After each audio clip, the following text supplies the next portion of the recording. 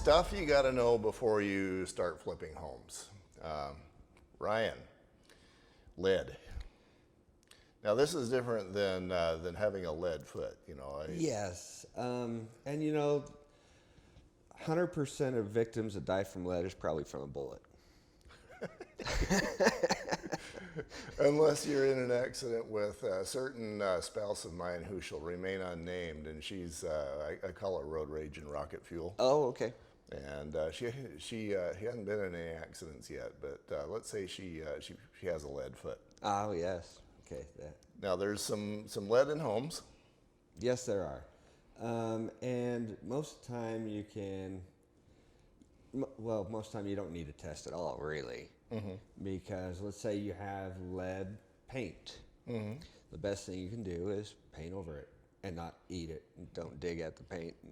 That's what I tell my clients is if the home was built before 1978 and it's got multiple layers and they're flaking off, plan A is don't put it in your salad. Right.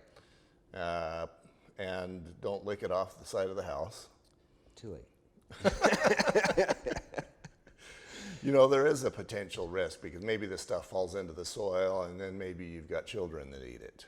Well, yes, consumption isn't really the thing that gives you lead poisoning so much as if it's smoldering and burning, mm-hmm. that exhaust from the lead get into your... That will certainly get into your bloodstream and give you Mad Hatters.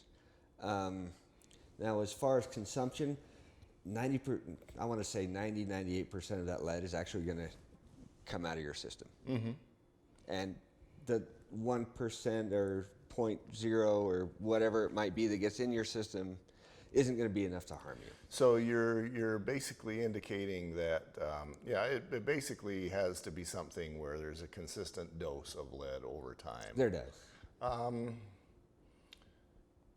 But, and this may be much like the meth thing, whether or not there's a health and safety aspect, there's always a home value perception aspect. Right. And so here we are, we're the proud new flipper of our first home. It's a 1970 beauty, split level. And we just changed the paint and carpet on the inside and we think we're gonna make $100,000 of profit. Okay. Then home inspector, let's make you the villain. You go in and you check the lead on the paint on the outside and it turned out it's got lead. Yeah. Okay. They might, let's go down that scenario a little further. So I'm scaring the client. Yeah, how are you going to respond to the client about the lead-based paint? Well, if I'm the villain, if I am not a real trained... Yeah, let's make you the villain and then let's make you. Okay, so at first, being the villain, I would probably tell them, this home has lead, mm-hmm. it's unsafe, mm-hmm. and it can seep into your skin. It'll sneak in while you're sleeping. Well, it's kind of like COVID. You can sit down at a restaurant and be fine, but as soon as you stand up, it's got you. It's gonna get you. Yeah. We probably shouldn't go down that road. Okay, sorry. So the lead, the pathways, there can be a dust that gets in. Yeah. And I will use this example as I'm teaching realtors. I was in a home where the carpet was wet. Okay. And they were asking me, why is the carpet wet? So I'm crawling around in it, the roof's not leaking, it's a slab on grade, water's not coming from below. As a matter of fact, the carpet is wetter than the slab. Okay. And then we've got pad underneath, whatever that word is. And we've got a window nearby, but the window's not showing any sign of water. The sheetrock is not showing any sign of water. This water is coming from nowhere. Then I see a puppy walk in. Fun. My hands are sticky, my elbows are sticky, my knees are soaked. And it turns out that the puppy was doing its darndest to cover the cat smell from the previous owners. Oh. And to make the story even more saucy, it was a nursery for 2-year-olds. They were keeping 2-year-olds in this watery carpet. Man.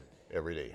So how does that relate to lead? You know, if you've got maybe lead dust in the carpet being spread around, then as the kid rolls his ball in it and licks the ball, then maybe. Yeah, I can see that if there was lead dust in it. Let's say if you have paint on the walls and Uncle John comes in and starts sanding away, right? That's where you get your dust from, and doesn't clean up his mess very well. Right. Yeah, that's definitely a possibility. If you decided to stop earning your money in a dishonest way, being the home inspector, then you could start earning your money in an honest way, being the lead remediator, and you'd basically be a painter where you charge double because you're not just a painter, you're a lead remediator. Right. But you do the same thing. Yeah. Yeah. So, and we're done. Left you hanging.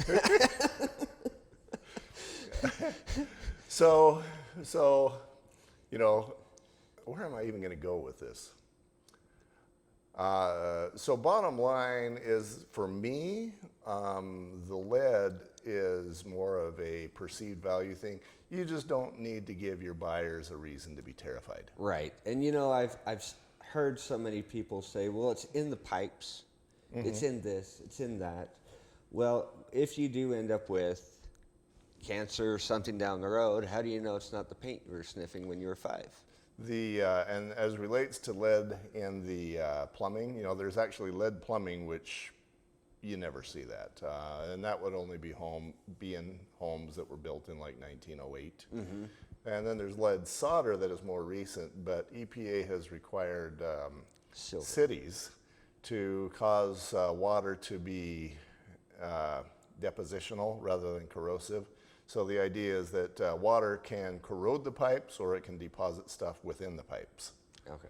And if it corrodes, then you get lead that was on the pipes and now it's in the water. Yeah. So to avoid that, they're requiring that it be basic instead of acidic, I think.